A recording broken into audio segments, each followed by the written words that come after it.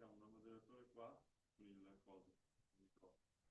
No, che sta seduto qua con l'hand over il microfono. Facciamo quindi. Questo va qua. Questo va qua. Ok. Chiudiamo qua e chiudiamo quindi.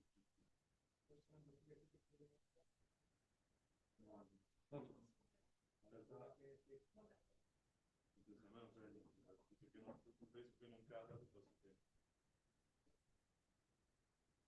Sì, certo, però raga, capisco tutto. Dove darmene a me? Qua forse. C'è una vape anche, non so chi è. Lo puoi lasciare lì. Lasciamo un regalo per gli ospiti. Andiamo una qua dietro. Perché questo è importante? Ok, siamo live. Questo è incredibile. Non si fa. Ma faccio un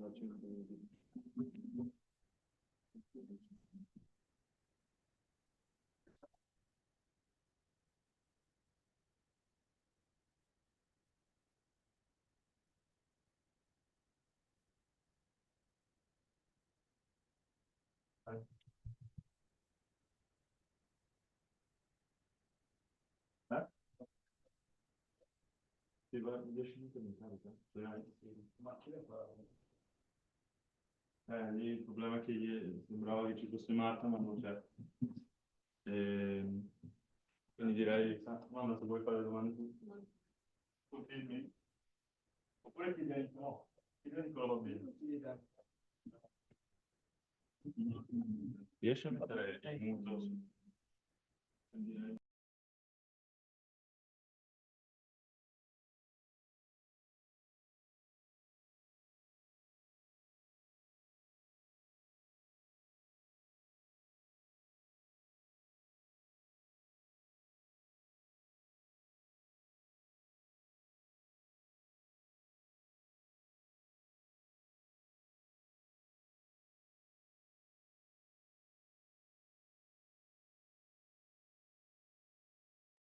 No, ma adesso non dovresti più sentirsi. Ok. Così devo parlare. Perfetto. Vai, ci siamo. Ecco. Cos'è che c'è? No.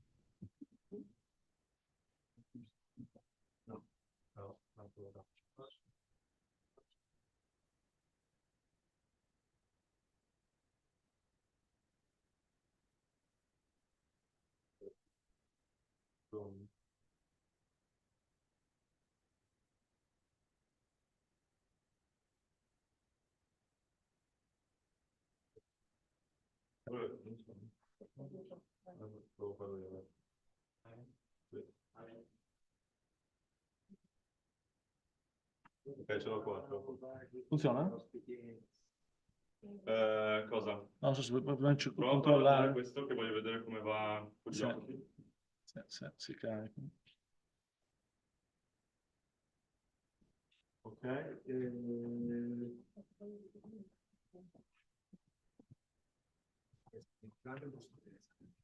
Come si vedono gli ospiti? Sì, si vedono sulla telecamera, sì, perfetto.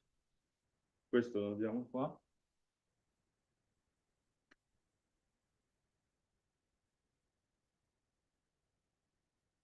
No link. Tu ti ricordi come si faceva? Ecco, funziona. Hello? Perfetto. Ok. Adesso provo a sedermi qua e vedere com'è la luce, se no spegniamo, ok? Insomma, poi sentiamo su. Lo lasciamo attivo, quello si può togliere, tipo quella cosa lì. Lo lasciamo attivo per la cosa iniziale e poi lo togliamo. Bravo. Questo va, ok. Questi vanno?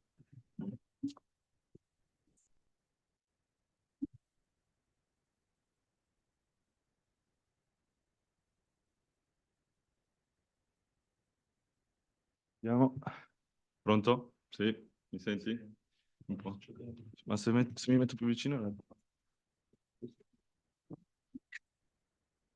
Questo posto è l'unico. Ecco sì, magari lo metti più vicino. Però in realtà questa stanza si sente bene. Sì, io prendo così. E poi sull'audio ci si sente, sono sicuro di quello. A me non dà fastidio la luce. Sì, poi è uno schermo abbastanza buio. Cioè, Tu mi vedi la luce, no? Sì. Sì, un pochino proprio. A me è importante che non dia Gli ospiti fastidio. si mettono qua, quanti sono due, no? Sì. Tu al mettere Sono due, cioè io metterei qua gli ospiti, due due, e poi moderatore 1 lì, moderatore 2 lì. Vabbè, ma anche se c'è un filo di luce sul... Sì, ma non mi dà fastidio, però sediti tu. Sì. Ci siamo. In teoria ci sono già persone che... Sì, Ok. il filo è un po'... Ah, tu lì ti prendono. Però sono molto alti. Ti dà fastidio? Un pochino basta che ti sposti, cioè se togli il punto in cui è buio, forse no, non dà fastidio. Ok, dai. Vabbè, glielo chiediamo, worst case io Sì, spengo. vediamo. Ottimo. Poi, con i microfoni, tu che gestisci la stanza, Sì. avremo un microfono lì. No, non abbiamo il microfono. Ma va bene così. Sì. Ma in realtà, se entrano dentro il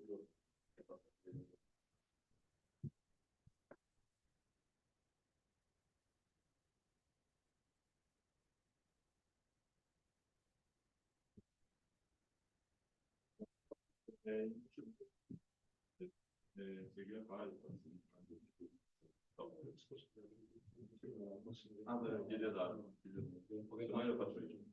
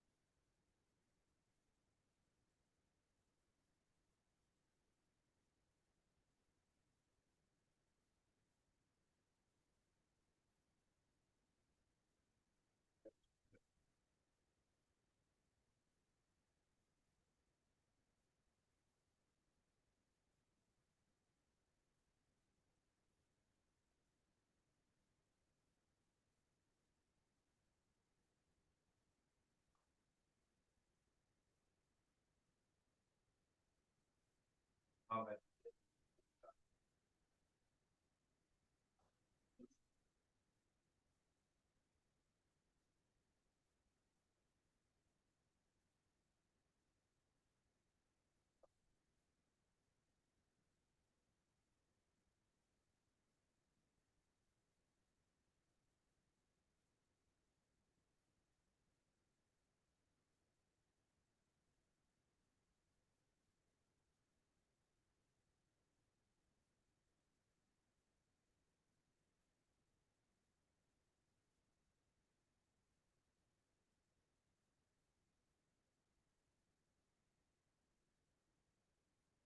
Ciao. E là. Come va? Come va?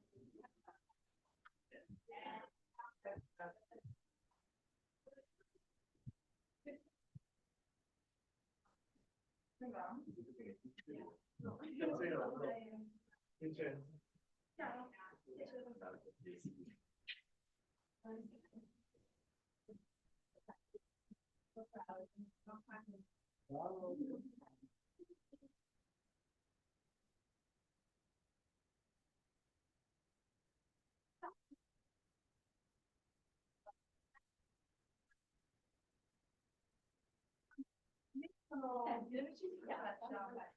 Io no, sono andata un po', vediamo un po' rilassata. Ma io in realtà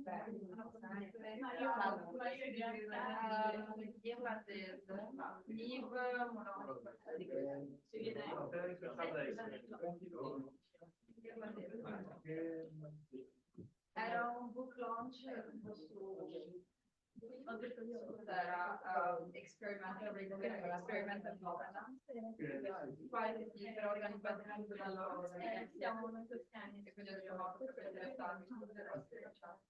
però appunto il case study erano molto certo, era appunto l'argomentazione fatta su quindi c'è una pratica cioè tipo non ironic governance e quindi hanno fatto tutta una parte di case study e quindi lei no, però appunto mi ha detto ma non aspetta,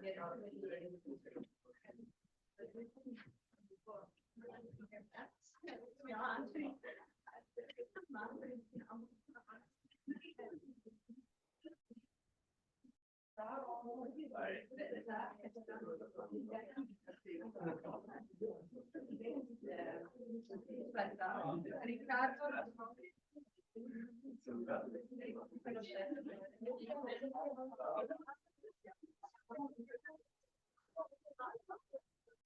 vai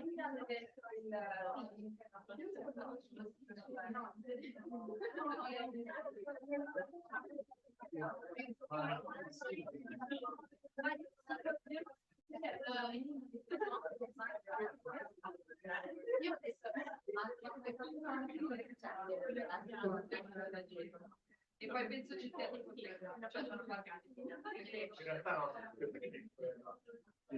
faccio vedere la bellezza no, infatti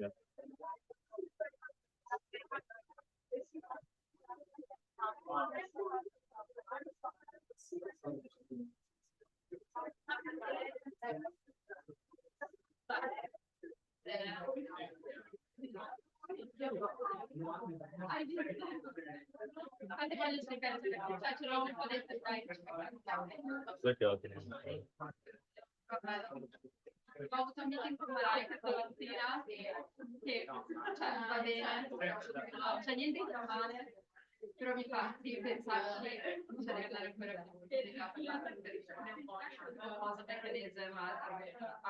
cosa mechanism Dove vuoi? Decidi tu.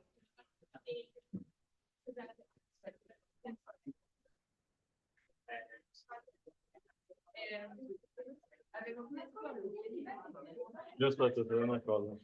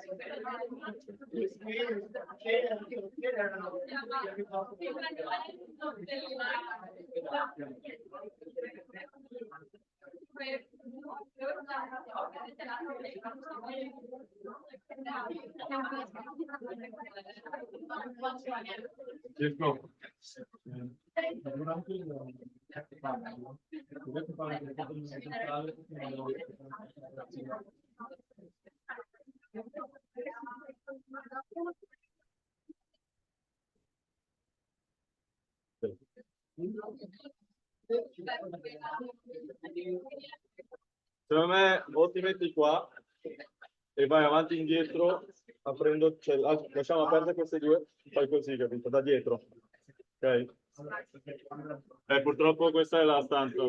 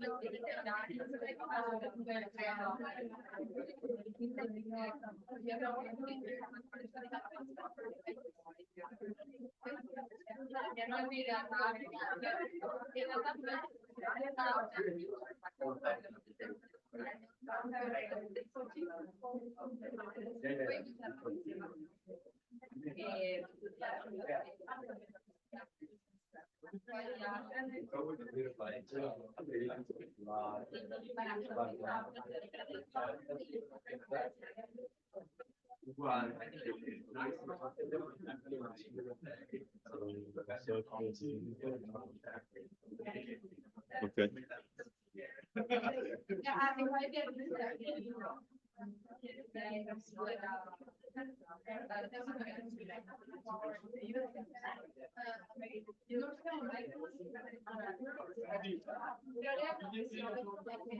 Questo?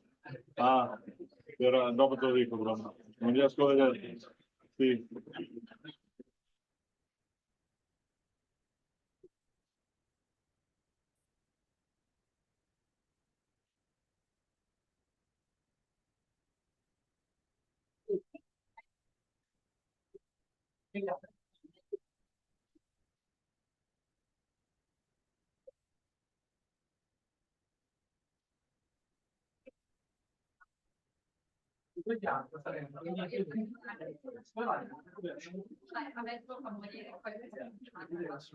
Ok.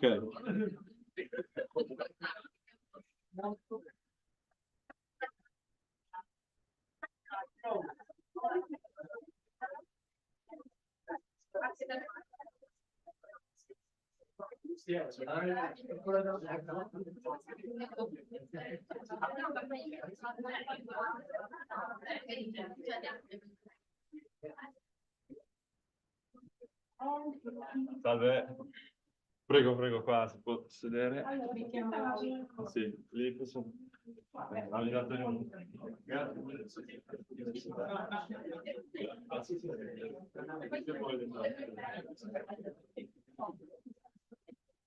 Salve. Posso sedere in mezzo al cavo, e poi per la questione della luce, se le dà fastidio noi spegniamo lo slide, però mi dica lei. No, no, no. Angelo. Ciao. Dove? Sì. Ci mettiamo ai due lati e Sì, due accenti. io pensavo sì. Sara probabilmente più qua e Angelo mette qua. E... Faccio vedere prima Barbara. Così. Sì. In che? Stiamo parlando in italiano o in inglese? Siamo Perfetto. Piacere. Beh. Qua. Mi metto in mezzo o non mi piace? Ok. Un attimo. Certo, un po' gender bias questo fatto. Vero, Leggermente. sessismo. Ok. Siamo pronti? No? No? Vuoi, grazie.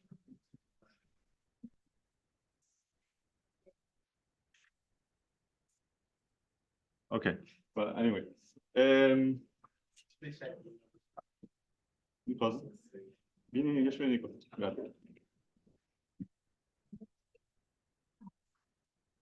Welcome everyone to the 2024 Italian Symposium. I'm really happy to introduce you to the first panel, and we're really glad that such excellent speakers are coming to the Italian Symposium, and we cannot wait to hear their insights as well as your questions to the guests. I'll leave it up to the moderators to introduce our esteemed guests. The panel is presented by Dr. Angelo Martelli, who is from the European Institute at the LSE, and Sara Belluzzo, who is a KCL student. Thank you very much for everyone for being here.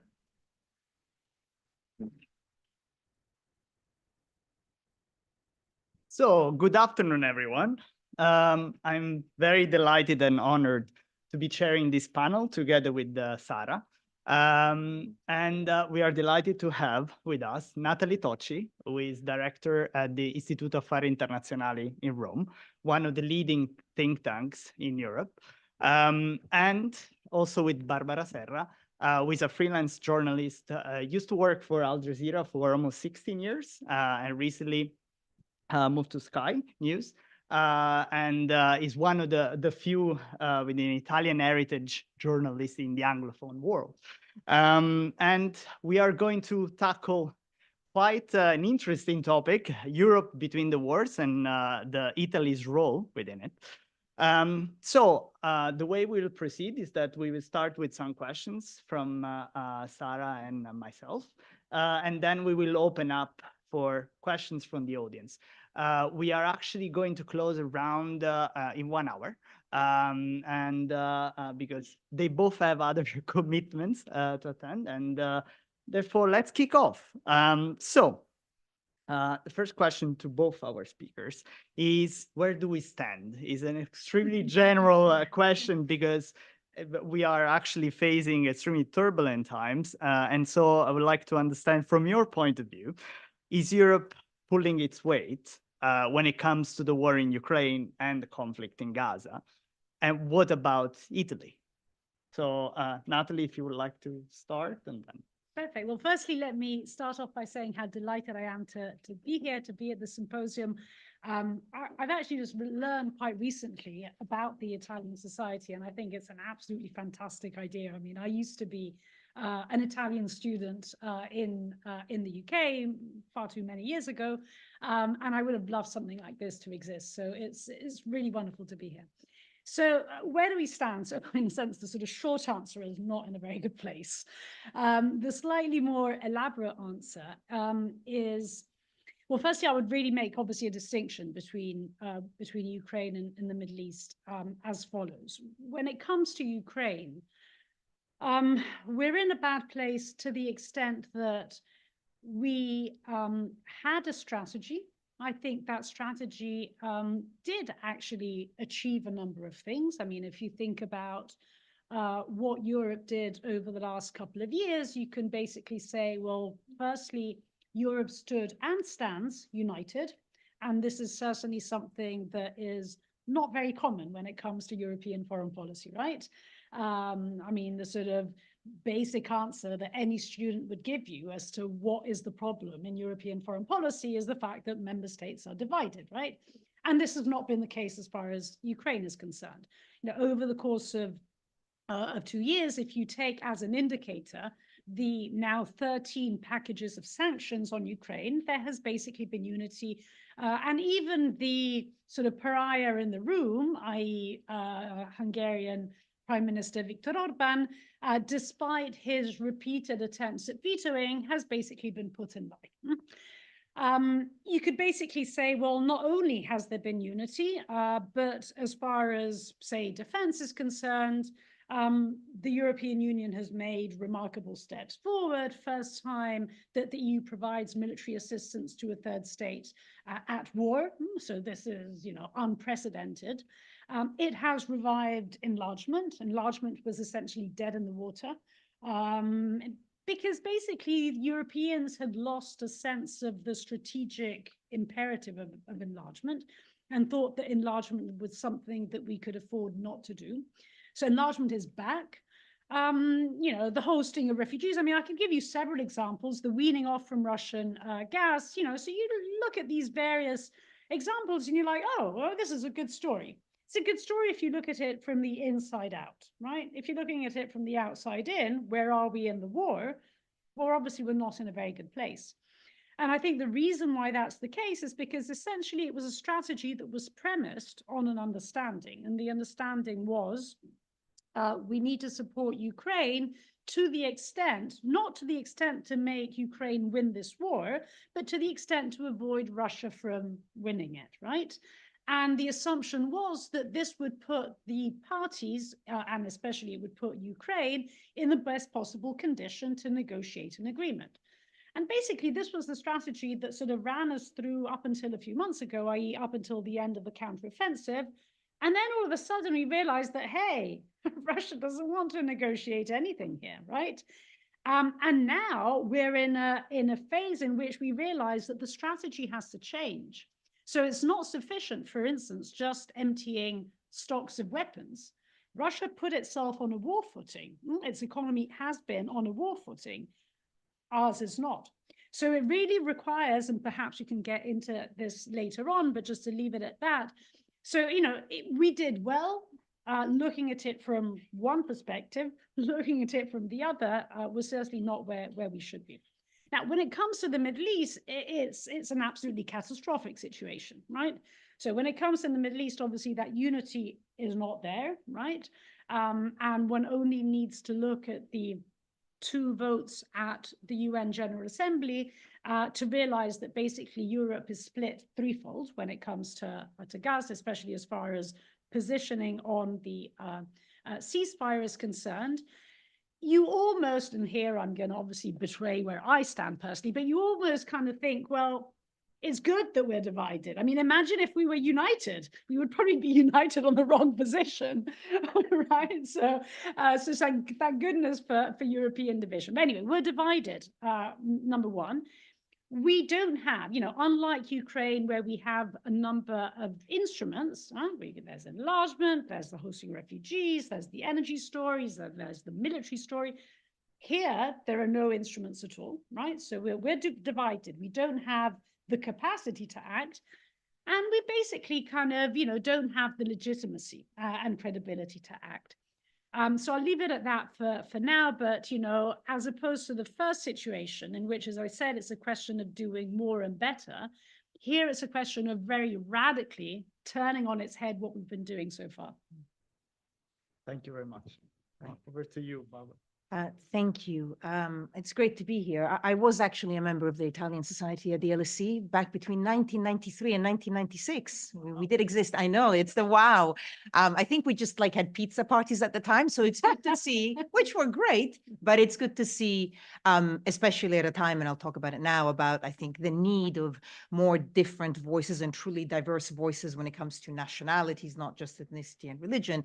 It's actually great in a place like the LSE to see, you know, different voices that sometimes step out of the Anglophone world. So listen, Nathalie obviously is going to give you a geopolitical insight that as a journalist, I you know, don't have the qualifications to give you. Journalists almost by definition are not experts, but observers and questioners. I suppose when you say, where do I think we are now, beyond the wars, and if I had to put a date, you know, I know that this is obvious, but I would say that 2016 was a turning point. And as someone who spent 16 years at Al Jazeera English and starting with the war on terror in 2006, which again, a different world for your generation, but believe me, things were pretty tense then too, and then seeing through the Arab Spring and then Trump, and now working back in domestic / Western news, I do think that we are seeing, you know, what we could call a crisis of Western values, and certainly a crisis in the perception of the West from outside. If there's one word that always cropped up in 16 years at Al Jazeera, in the accusations of the West, and can I just say, I am very happy to be a Western woman. I'm very, I think, being born in Italy or generally, you know, in a country where as a woman I could express myself has been a blessing. So I'm not slamming the West, but I'm just saying, obviously, there are changes. And that word that kept on cropping up was hypocrisy.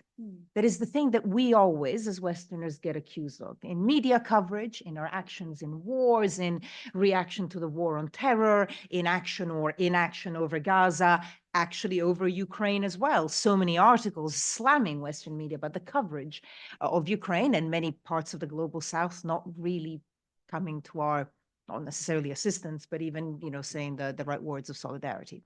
So I think that that's kind of where we are. You know, a lot of the things are obvious, and I don't have to tell you. You know, it starts with Brexit and the first real crack in the idea of the European Union and what that means. You know, the great advantage, of course, that countries like Russia have, and sometimes some Middle Eastern countries are, they don't have to worry with elections. Believe you me, I mean, you know, we're about to enter an election period. This is, I think, the year ever that more people will go to the polls than any other time. And, you know, you have to sometimes bring unpalatable truths to the electorate, and it doesn't always work. I think in Donald Trump, we are seeing, possibly again, regardless of what happens, we are seeing a shift from Western democracy being based on ideas and Western democracy, or maybe not so much liberal democracy, based on personalities. And there are echoes there of monarchies and dictatorships. You know, when he famously said, I could be on Fifth Avenue and shoot someone dead and people would still vote for me. Well, there's something in that, because then that means it's the cult of personality. So I think that there's a lot of shifts like that. I think in covering, I was at Al Jazeera when Ukraine started, and then I literally joined Sky like 5 days after the 7th of October attack. Again, when it comes to the global South, a lot of accusations that, you know, we all put our hands up in the air when Ukraine happened. Don't get me wrong, terrible atrocities in Ukraine, but that we don't share the same empathy with other parts of the world. Obviously, the war between Israel and Hamas is proving incredibly divisive, not just in places like the General Assembly or the EU, but in communities. I mean, we're feeling it incredibly in the United Kingdom. I know in Italy as well, maybe not quite to the same extent, but certainly it's something that is felt as proving divisive, and divisive in the United States.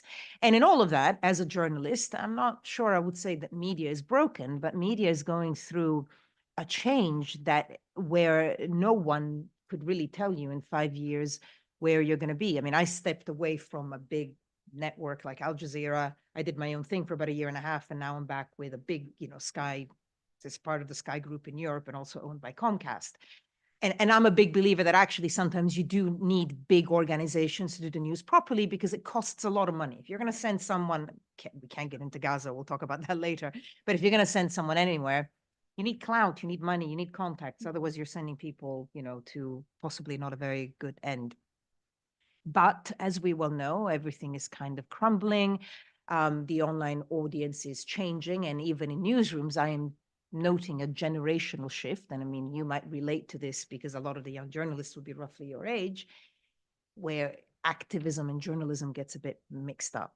It's always, you know, they often overlap, and they have to, because you can't just be neutral in front of tragedies. But I see a lot of shifts. I think that in any democracy obviously overlaps with any decision that, you know, you cannot have functioning democracies without a functioning media.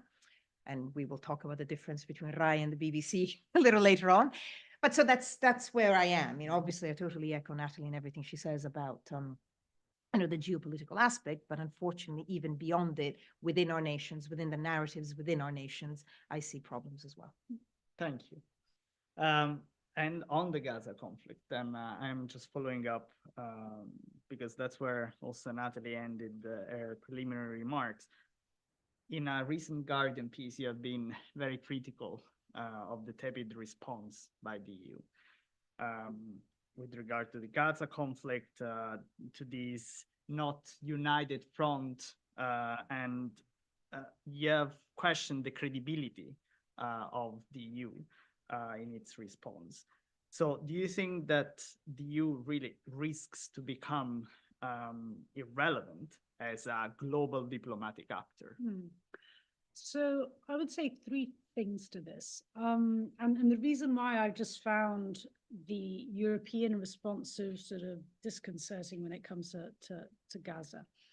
Yeah, the fact that the EU, most European countries have not, so beyond the point about division that I was making earlier, let's just put that to one side. The fact that the EU has not taken a particularly principled position, frankly speaking, does not necessarily surprise me, right? I mean, it's not the first time, and it will not be the last time, right? So, you know, sort of if I put a very cynical hat on, you're like, okay, well, you know, I mean, we've taken unprincipled positions before. I mean, if you think about the whole, whatever, you know, for those of you that are, you know, sort of into European studies, international relations, you know, the whole sort of debates about normative power Europe and the criticism of that. I mean, you know, sort of nothing, I mean, much more serious in many respects, right? But nothing extraordinarily new. It starts getting a little bit more surprising when you're like, okay, so we've been unprincipled, but we're also acting against our interests. And this connects very much to the point about what I was making.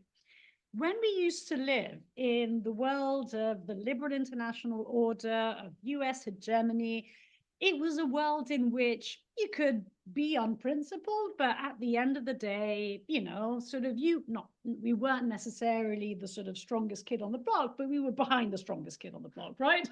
And so it didn't really matter. It didn't really matter what we now call the global South used to think. Yes, they used to accuse us even back then of hypocrisy and double standards and all the rest of it, but who cares, right? I mean, they don't count. Well, now they do.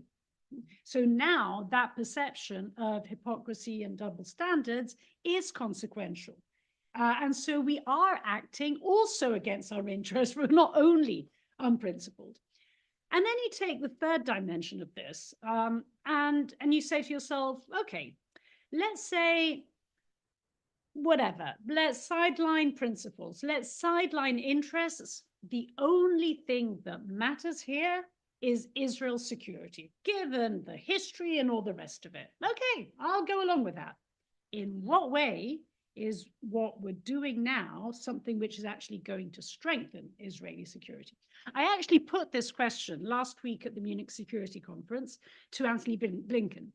And I asked him this, you know, I mean, is what we're doing, you know, given the our opposition to a ceasefire, is that opposition and therefore the continuation of war something that you think is going to ultimately strengthen Israeli security?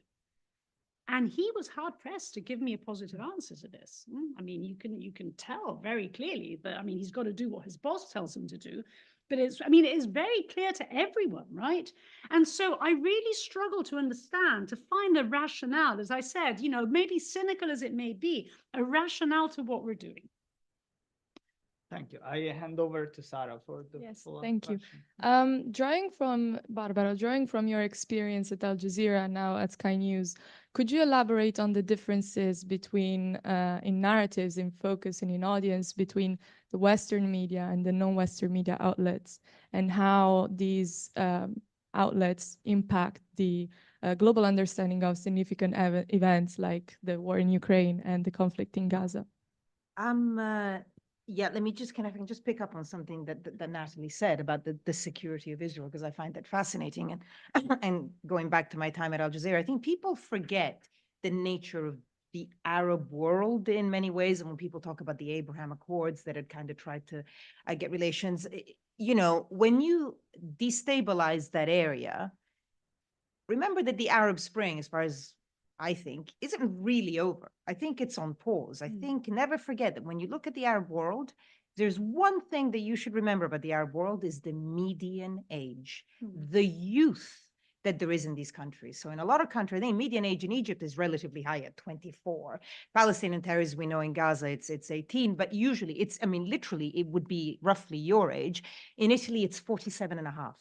In the UK, it's 44. And so what you have is, you know, the Arab world, lots of countries with very old thinking dictators with a situation that hasn't changed in these very young populations. So when we talk about destabilizing in Israel's security, it's not just so much Israel's security against the sort of known enemies, whether it's Hezbollah, Iran, Hamas, whatever, but Israel's security if a proper destabilization, which is almost so awful it's inconceivable, but a proper destabilization of the Arab world. And I think it's something that, you know, I mean, obviously at Al Jazeera, we spoke about it a lot because we would speak to the sort of the so-called street, the Arab street. But so that I guess going back to your question would be one difference between Western and non-Western.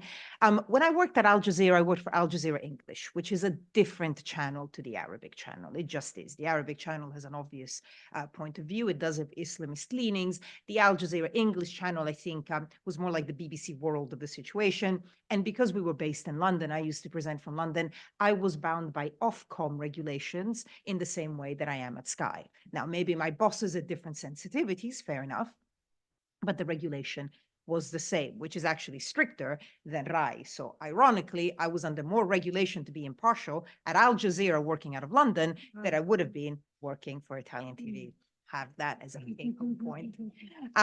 So, you know, people always ask me, how does Al Jazeera cover this? How does Al Jazeera cover that? And I always say, well, Al Jazeera covers that.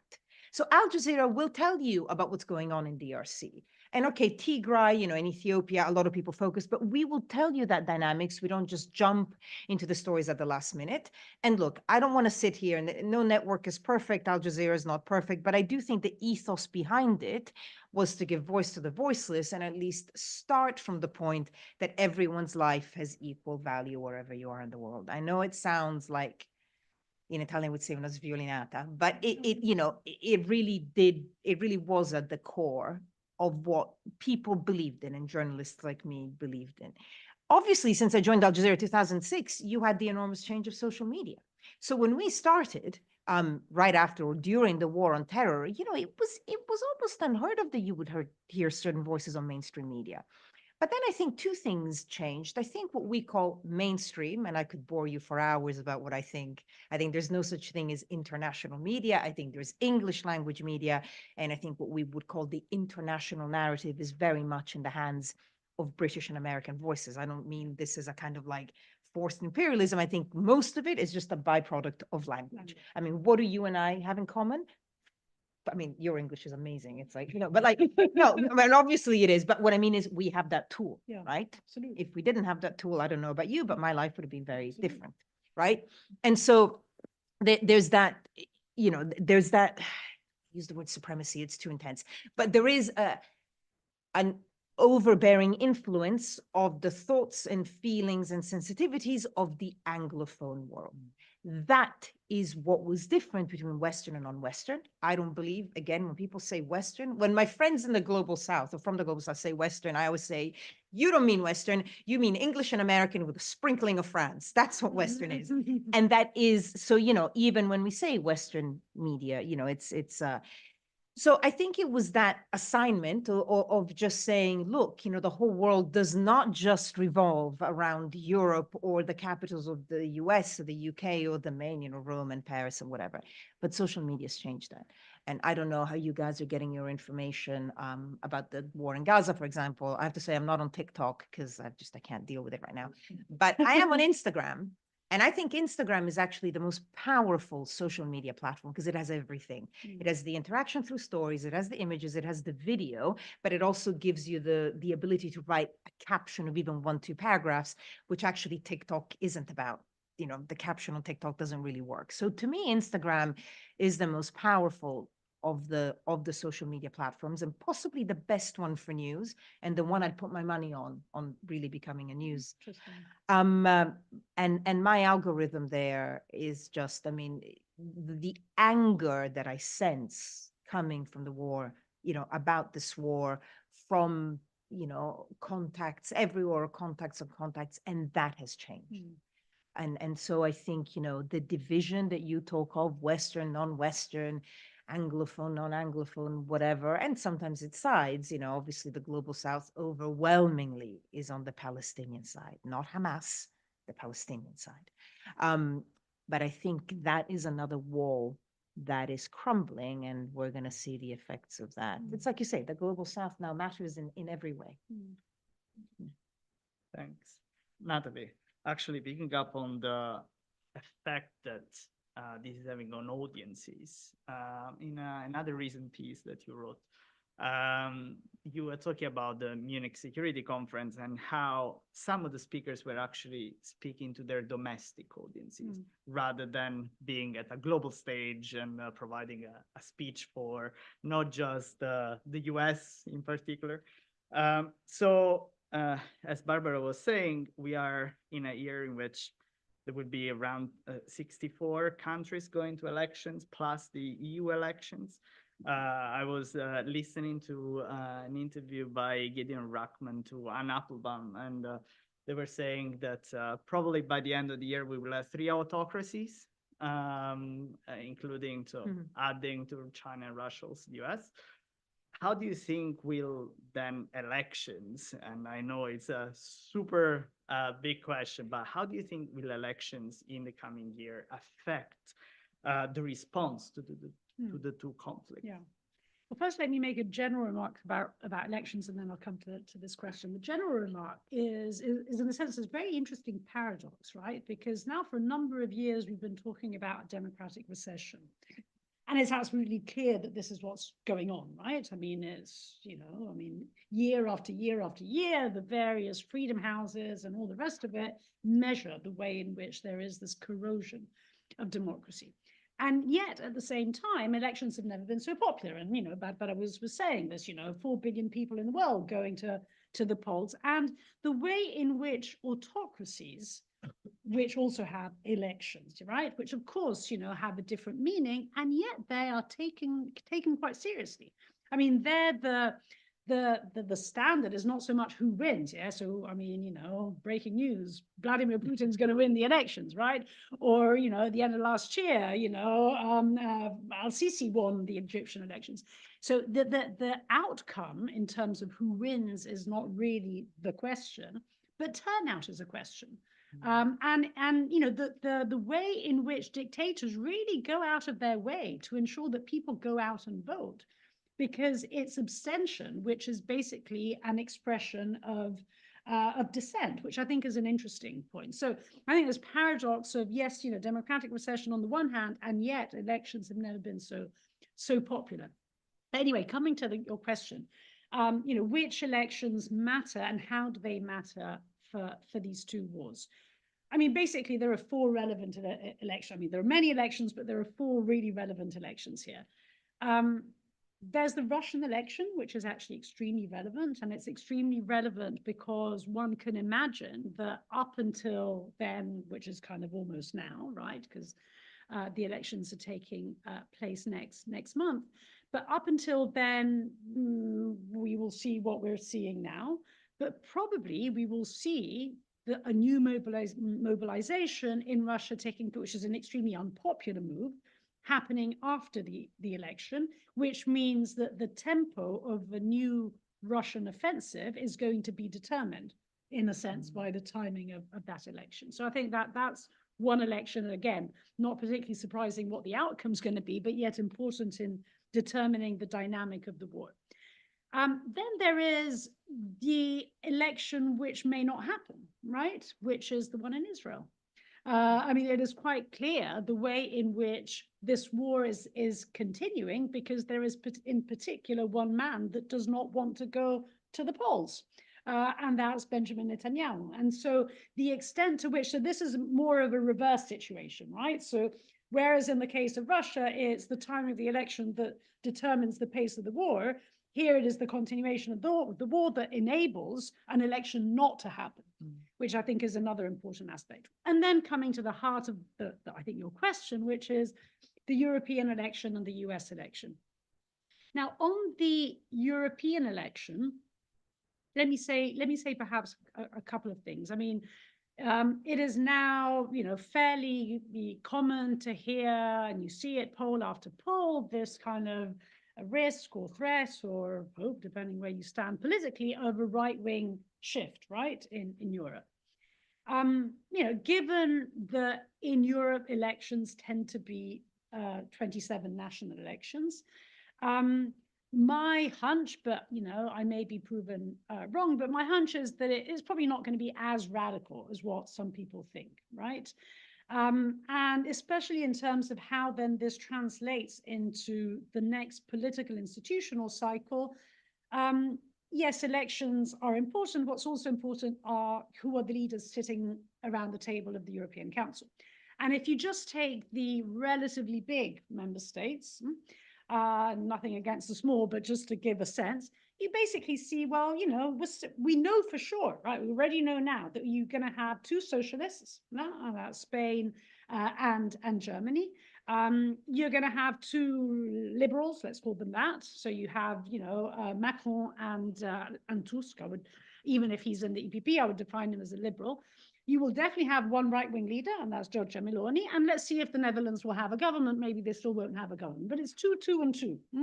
So there's nothing radical about that shift, right?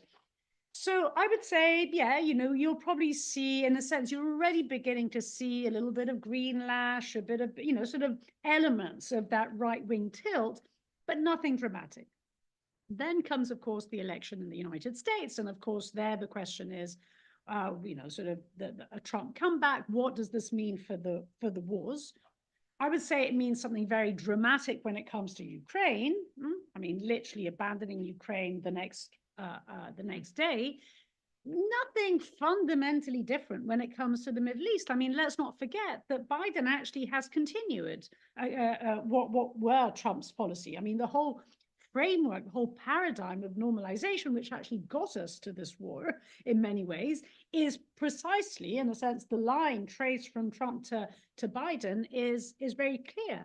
In fact, I would add that Trump, in his Trump way, did try and propose the deal of the century, right? Biden didn't even try that, right? He's been the first president that didn't even attempt to solve the Israeli-Palestinian conflict, yeah?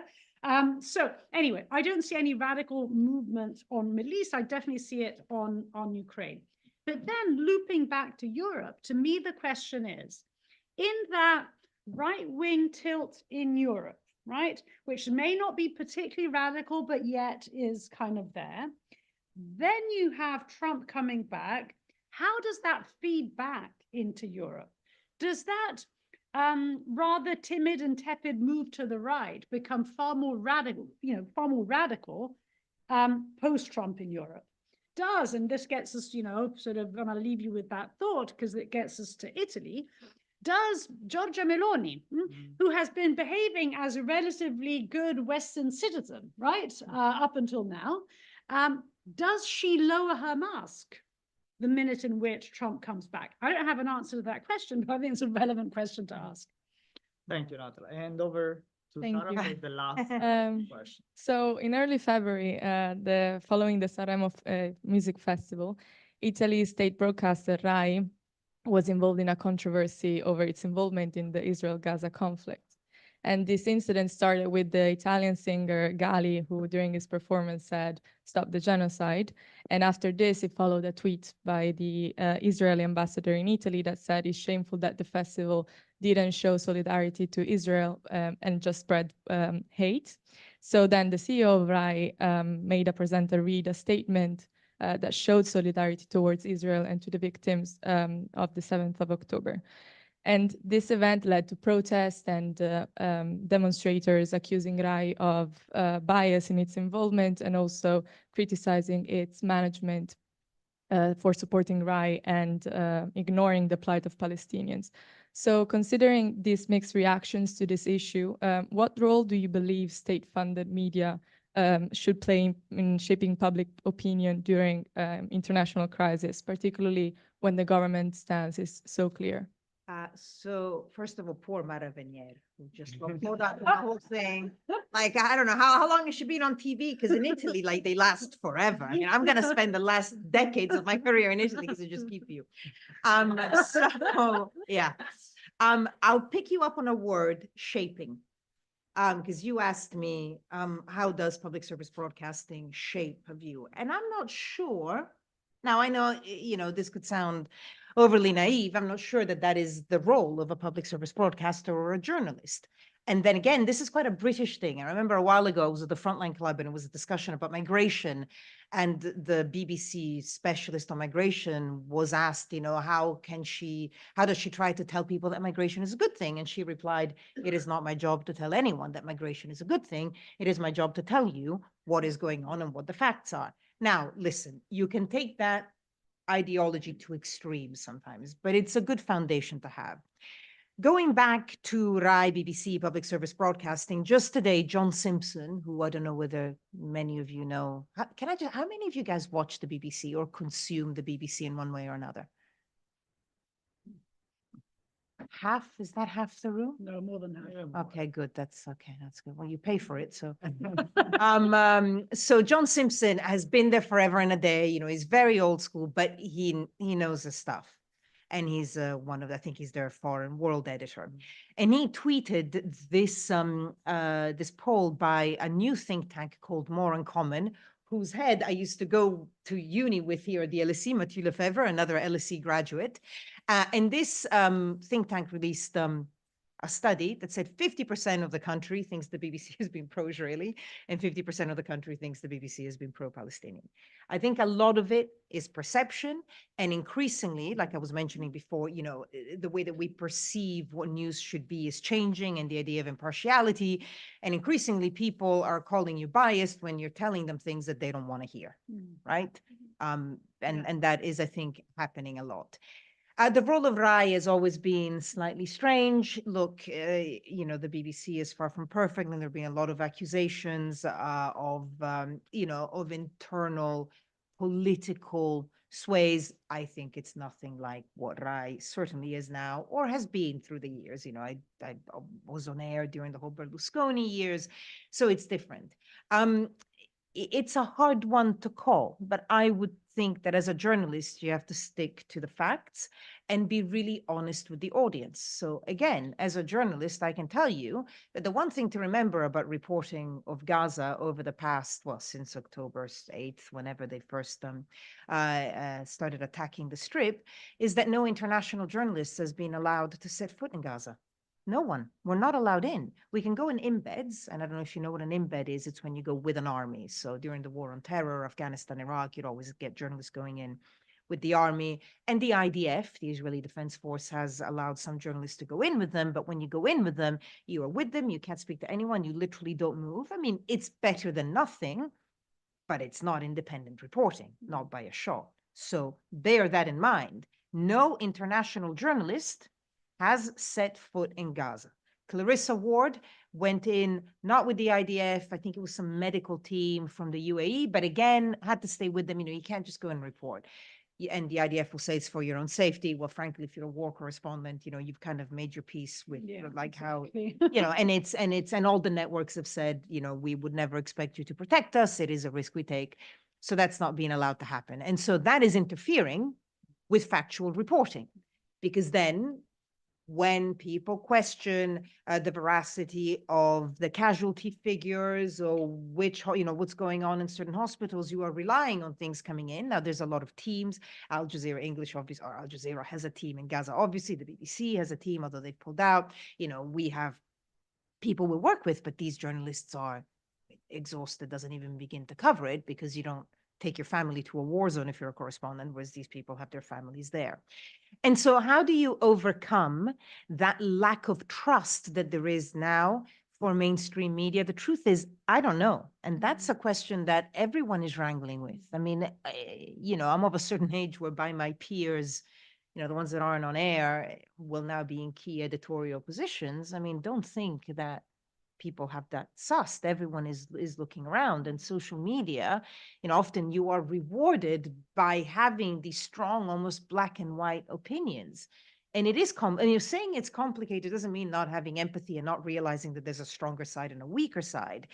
But it is complicated. And like you mentioned, guaranteeing the security of Israel is at the core of any kind of future negotiation, right? And often that just gets overlooked or not mentioned at all. Seeing as I'm talking about narratives, and we mentioned Giorgia Meloni, I saw a tweet the other day by like someone who focuses on the far right, saying the Ukraine war is the best thing that could have happened to Giorgia Meloni, which I thought was harsh, but I could see why. She has absolutely, you know, she may well mean it. I'm not saying that she doesn't in her support of Ukraine against Russia, but it has been this sort of safe pair of hands that the international community, both the EU, the UK, and Biden have wanted to see. There was obviously the whole hoopla around fascism. And I think a lot of that at the beginning, I mean, Fratelli d'Italia has obvious links that we all know about to neo-fascism. There are members of our party who still now, you know, are caught either lifting arms or celebrating dates that they probably shouldn't be celebrating. But I think there was a bit of a hyperbole in some of the Western coverage where it was like, oh my, so it kind of became either she was a fascist and the black shirts were about to march through Rome, or she's absolutely fine. She's just a social conservative. Hey, you know, it happens. And I think that had an impact actually in the way that people are swinging now. It also has to be said that some of the things that we accused her of being far right for, frankly, you're hearing from the government here or voices here, let alone the United States and certain parts of the Republican Party. And when you saw Rishi Sunak go to Atreyu, the conference in December, you know, I mean, he was using language around migration of, I think it was invasion, threat to Western democracy. You know, those are exactly the phrases that we used to point the finger to Salvini or Meloni and say, you are far right, you know. Even the terminology is a mess because in Italian, there's no such phrase as far right. Sometimes we say sovranista, but sovereignist. So I think sometimes we get lost. Certainly it's something I would accuse the media of, you know, self-accuse. We get lost in definitions and get overexcited. And actually what I would like to see leading up to the election is, okay, who are we calling what and why, right? So, and I think that all has to do with media, and there are slight differences. But again, I think what is said in the English language media shapes the global narrative. So to me, what is said and how it's framed in the English language media has a wider impact. Thank you. So in good LSE fashion, we now open to the audience. Let's see how many questions there are, and maybe we can group them, since, as I said, around 3:45 we will have to stop. So let's see how many questions there are. Okay, let's take these. Let's start with these two then. If you can just state your name and who you are, and yep. Hello, everyone. My name is Tommaso. I don't think. Speak up. My name is Tommaso, and I'm here. It's not working, is it? I mean, we can hear you. Yeah, I think you need to turn it on. Yeah. It's working now. Okay. I have a question for Madam Tocci. When the Gaza war broke out, one of the first speculations for the reasons behind the war was that Iran was trying to prevent the peace processes between the Arab and Israeli war from moving on. And my question is, if you were Mr. Antony Blinken on October 7th, would you have advised Mr. Benjamin Netanyahu not to retaliate in any way, but only ask for the return of hostages and offer all countries in the Arab world the normalization of relations in front of the UN General Assembly? Thank you. Okay, so what would I advise? So I think there's an important question that needs to be answered here. I mean, for those of us, and I include myself in this, that have been extremely critical about how Israel has been reacting, I think it does. I mean, the question is, what else could they have done? I mean, this is normally the question which is asked. And indeed, I think that it would be not only naive, but just plain wrong to assume that they should have just done nothing, or they should have just done, sort of pursued a diplomatic track completely devoid of a military component, right? I mean, given what happened, I think there is an important truth to a narrative of self-defense. Now, the question, though, is this the only way to pursue self-defense? Was there another way in which Israel would have, in my view, become actually a safer country, not only in the short and medium term, but in the long term? And I think the answer to that is a yes. There was another way. What could the components of that other way have been? Firstly, I would say, well, border defense. I mean, in a very basic way, there was, the Hamas attack happened because there was a violation of a border, and because basically Israel had lowered its guard on that border. It was far too concentrated on the West Bank, and indeed, over the years, it had been interacting with Hamas in different ways, and it assumed basically that there was no real problem there. So it did lower the guard on the border, and that guard needed to be put back up. So that's one element. Second element, I would say, is, well, remember what, say Golda Meir did back in the 1970s. After the Munich attack, she made it quite clear, we will go after each and every one of the perpetrators of this attack, and it can take as long as it takes, but we will do it, right? So we're not in a hurry. And I think, that would have provided a message of, justice will be made, but we will do it in a sense, not in a war fashion, but more in a counterterrorism fashion, if you see what I mean. Then I think there's a third lesson, which actually goes back to the United States itself. I thought it was very interesting that, when Biden went to Israel and he said, well, don't repeat our mistakes, not only did he not follow his own advice later on, but anyway, that again takes us to a different point. But there was actually one lesson going back to 9/11, not so much what happened over time, and what happened over time were indeed the wars in, I would say Afghanistan is perhaps a different story, but definitely Iraq, that was really where it all went pear-shaped. But George W. Bush, not exactly a dove, right? George W. Bush did not invade Afghanistan the day after, or 2 days after, or 3 days after. He waited 6 weeks in which he built an international coalition at a time in which solidarity with the United States was sky high. So basically, in whatever it is that the United States did, it did it, at least at the beginning, with a big dose of legitimacy. Israel could have done that, right? It didn't have to be Israel against, Hamas and the rest of the world, right? Especially on the 8th of October, it had the world behind it. It started going. So I'm not trying to pretend here that my alternative answer, it's a world of counterfactuals, right? So, I cannot know whether it would have been more effective. I just point to certain elements to suggest that I think there was a different way, which then indeed would have included, as you were suggesting, a diplomatic political component as well. But I think what I'm trying to say is that political diplomatic component does not necessarily mean that there would have been the complete absence of a military one, but it could have, in my view, should have been a different kind of military response.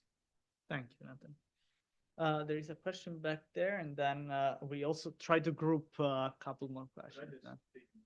Yeah, because there is an online audience, so it's good that you keep the microphone. Switch on. All right. Yeah. Hello, my name is Matthew. I am a student from the European Institute, and also I'm a mentor student from Angelo. My question concerns the Russia-Ukrainian war. It seems to me that the situation is it's not going very well for Ukraine. Recently, Russia just gained this Ukrainian town, and my question is, given so we have two options. They are both off the table. So we cannot have ceasefire with them. At least that's not in the Western mainstream media, or let's say Anglo-Saxon media. That's not an option. And also we cannot send troops to Ukraine. Biden made that very clear at the very beginning of the war. So those two options, they are off the table. But it seems like the situation right now is that Russia still has business as usual with non-Western road. That's one. And secondly, Ukraine has been outnumbered, out-weaponed, even reported by Western media. We cannot send troops, so instead we provide economic aid, but they have to fight with their own, right? With their own men. And now their average soldier age has increased to mid-40s. So given those constraints, do we still have any other potential options for the EU? Thank you. Let me collect another couple of questions in that row. Yeah. If you can pass down the microphone. Here. Thank you. My name. It switches off by itself, this mic. Okay. My name is Benedetta Morari. I'm a PhD student at the European Institute, and I work on new foreign policy. So I guess my questions will be relevant. Maybe let me just start by saying it's very nice to see two Italian women like here and talking about their like professional experience and everything. I don't want it to be as violinata, but actually it's a very nice message that you're sending to all of us. And I guess I was maybe my question is directed a little bit more towards Dr. Tocci, but like I was intrigued when you called enlargement an instrument. Because to a certain extent, that is true. Enlargement also in the past has been one of the most effective, maybe the only effective instrument of EU foreign policy, especially in the neighborhood, not just from the economic point of view, social, but also, I mean, conflict resolution, if we think even about the case of Cyprus, that you definitely know more about than me. So I was wondering, but then at the same time, we constantly criticize the EU for like not being united enough, and unity also comes with integration. And we can see this kind of debate between integration and enlargement, which one will we prefer? And so I'm curious, like in the way ahead, what do you think is recommendable? Which way should the EU go? Because if it enlarges to Ukraine and like the Eastern Partnership, at least Moldova and the Balkans, like we will not achieve more integration, and especially in foreign and defense policy. So what is the balance to achieve in your opinion? Very last question. There was someone next to you. Was there? No? Yes, Guglielmo.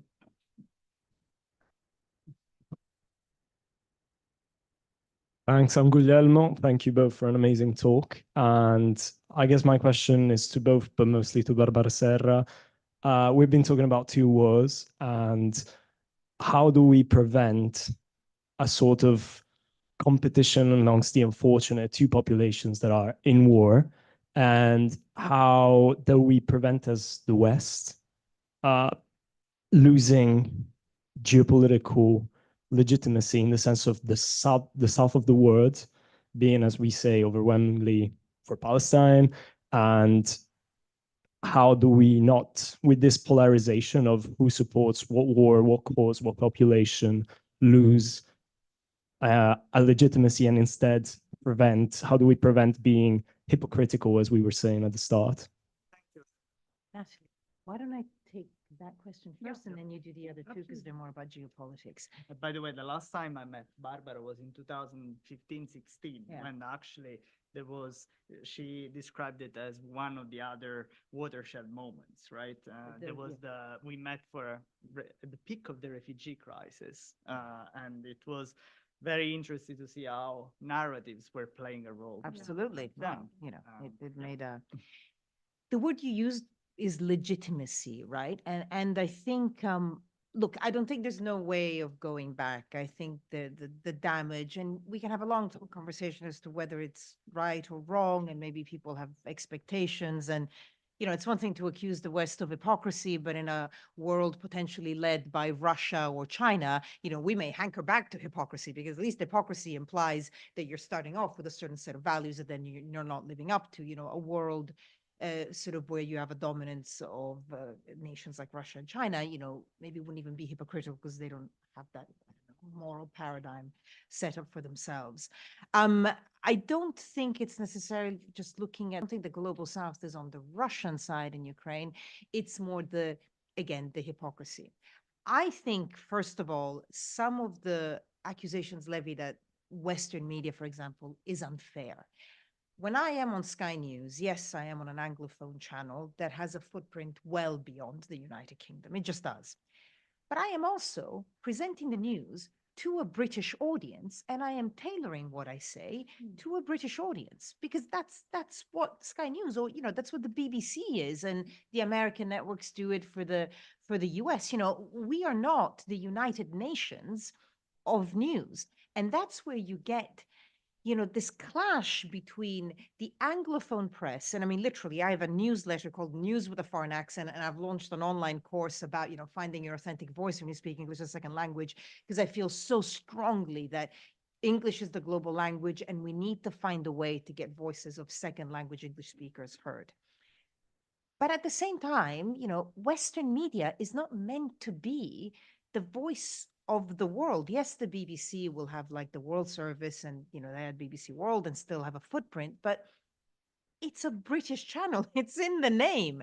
And so is Sky News. And so that's what sometimes is hard, that because any channel in English will have a massive global audience, they'll go, but you're giving more weight to that life or not the other one. It's like, well, if I'm working for a British network, it goes without saying, it's not about giving more weight to the, everyone, we all start from the point that all lives have equal value, but obviously the audience will always be more interested on things that affect them directly. I mean, tonight I'm doing a press review. I'm sure we will talk about things that have happened in the House of Commons or things that specifically, affect a British audience. So I think it's a very complicated situation, and I don't think it's always the fault of what we could call Western media.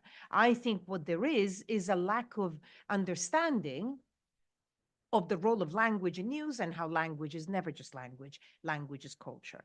If I had to be optimistic, and I'm just going to throw a little bit of optimism, AI is fascinating. And AI could genuinely change the way news is done, but I'll tell you how it's not going to change the way news is done.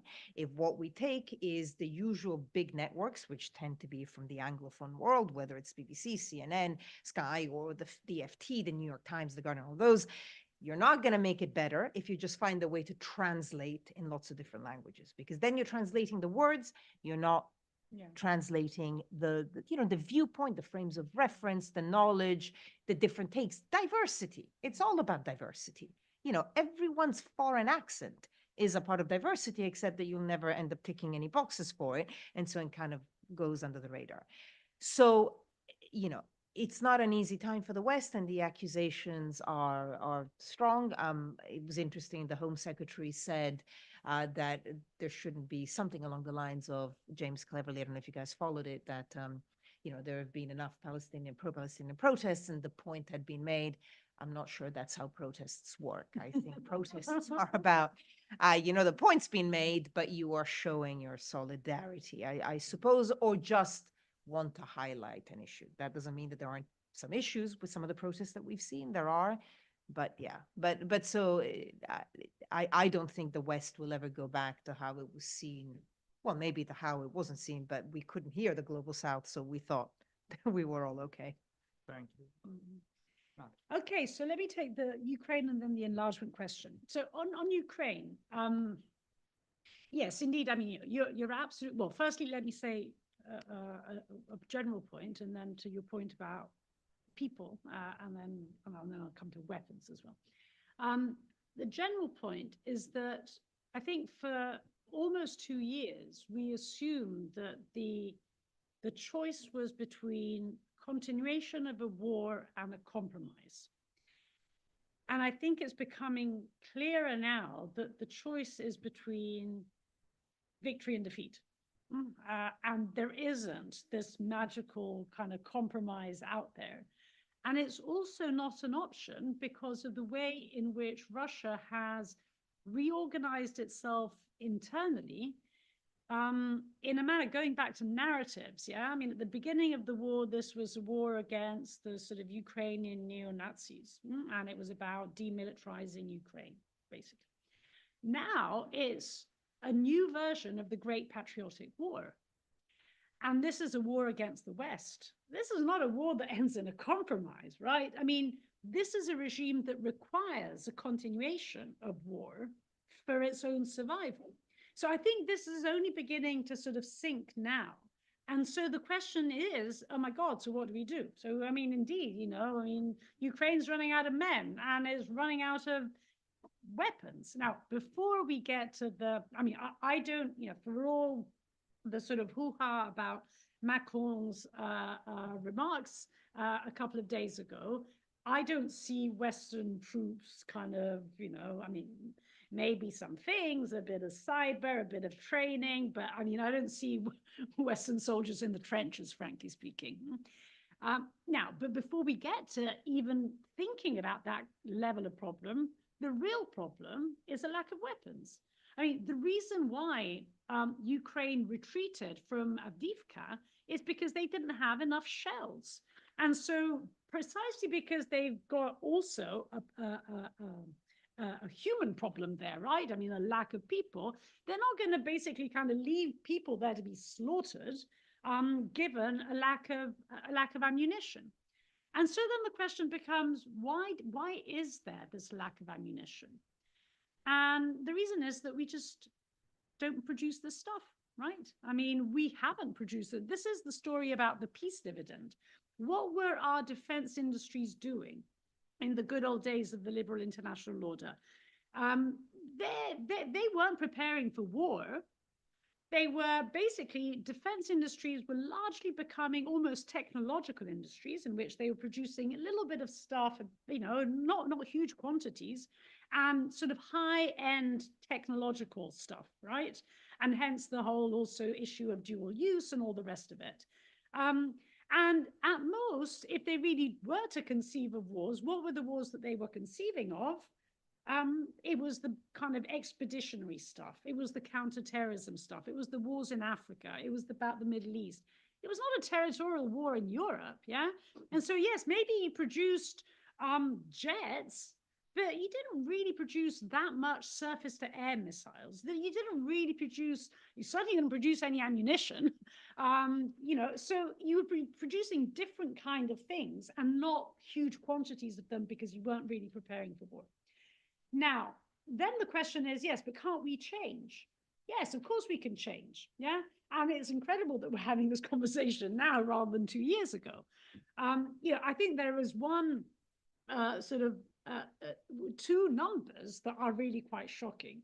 Over the last year, you know, there's been, as I said, this kind of big story of sort of concerning ammunition. And so the EU gets together and says, we're going to provide Ukraine with 1 million rounds of ammunition over a year. Failed to do that. We're now getting up to 500,000. Oh, not bad, 500,000, you know, at the end of the day. And then you're like, hang on a sec. North Korea has been, you know, this is the most, amongst the most sanctioned countries in the world, has been already provided Russia with 1.5 million rounds. And now I was reading this morning, actually got another 3 million basically coming in. So of course you can, you know, of course 27 of the richest countries in the world could be doing a lot more. It's just that they have to adapt their defense industries basically to do this. And as I said, you know, it is shocking, it's happening now. But, and this is why I think 2024 is going to be such a critical year, because the stuff is going to come in. The question is, it's going to come in 2025. Is Ukraine going to hold the line over the course of this year? And that's, I think, the big question mark. You know, are the losses going to be Avdiivka-like, you know, 20 kilometers here, 20 kilometers there? Or is there a risk of a collapse of the Ukrainian line of defense? I think is, you know, I'm relatively optimistic. I think it's more the former than the latter, but the latter can't be ruled out. Now, coming to enlargement, a couple of observations there. Firstly, you're right, you know, so I said instrument, yeah, and an instrument in a sense has within it the notion that, and this was very much, you know, the literature of the 1990s, the 2000s, the idea that enlargement was transformational. It was about, you know, it was an instrument insofar as it provided incentives to transform, democratize, modernize, candidate countries. And insofar as it was doing this, it was an instrument of foreign policy. Now, enlargement now is back because we see the strategic rationale for enlargement. And in a sense, if you're doing this for a strategic reason, it almost doesn't matter as much how democratic these countries are, right? It's something you've got to do regardless. So you're more inclined to kind of, you know, close an eye to maybe a little bit of corruption here and a little bit, you know. Now, you know, on the other hand, you could say, well, if there wasn't that strategic rationale, enlargement would be dead. So how do you find a balance between these two sets of things? So I think that's one interesting set of issues to look into. But coming more specifically to your question, which is really one about, in a sense, it's the widening, deepening, right, question. I think what's interesting is that it's been turned on its head. So prior to the war in Ukraine, and especially when the so-called enlargement fatigue started sort of kicking in after 2007, how did that argument go? Yes, enlargement's very important. Of course, we understand that you want to come in and, you know, we'd love to have you in, but I'm so sorry, we've got to reform first, you know, and it's all so terribly complicated to reform that you just need to wait, right? And of course, those reforms never happened. You know, did we move towards qualified majority voting between 2007 and now? No, we didn't, right? Now, did we do the kind of reforms that presumably would make enlargement easier? No, we didn't. So it was an excuse, right? Because we had lost that strategic sense of why enlargement is important. Now that strategic sense is back. And so the reform enlargement question has been turned on its head. And it goes something like this. We now know that we have to enlarge. Well, there's no question about it. So what are the reforms we really have to do in order to make it happen, right? What's the bare minimum that we have to do to make it happen? And there, I think, you know, what are the reforms that we're talking about? We're talking about institutional reform. So it's about representation, how many MEPs, how many, you know, are you going to have a commissioner or not? So I would say that that is not heavy deepening, right? I mean, it is actually, if you're talking about what's the bare minimum that needs to happen, that needs to happen. Then you get into the more interesting reforms, yeah? Decision making, the extension of qualified majority voting. Do we need to reopen up the treaties? To what extent can we use, you know, the passerelle clause of constructive abstention? You know, how can we use things within the existing treaties? Now, that's definitely deepening if we go down that route. And then you have probably the most interesting set of issues which have to do with policies, and especially those policies that have a budgetary implication. If we're going to take Ukraine, well, we sure will have to reform the common agricultural policy. If we take in Ukraine, well, we will need a far different and more significant EU-level budget. And given that all this is happening alongside the debates about climate action, about digital, about having, you know, equipping the EU with an industrial policy, these are all things that require money. Right. So, and hence the whole debate on the fiscal union. So, you know, I think we're at an interesting stage in which if we manage to sort of capitalize on this moment, then you can have a far more constructive, deepening, widening, basically nexus than the one that we've had so far. Thank you. Unfortunately, we'll have to leave it at there because they both have other commitments I have to rush off. But I would like to thank you both for enlightening us on what is going on in the world, for debunking some myths, for explaining us how narratives actually work. And I would like to thank the audience for being so attentive and asking such great questions, and also to Sarah, my co-moderator, for the other questions. So.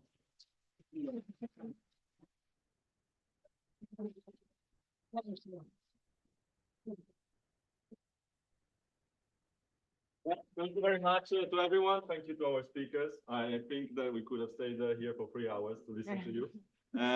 I just want to share a reminder. We have at 6:15 the next panel of the Italian Symposium with Davide Serra, together with the LSE-SU Private Equity Society. Thank you very much.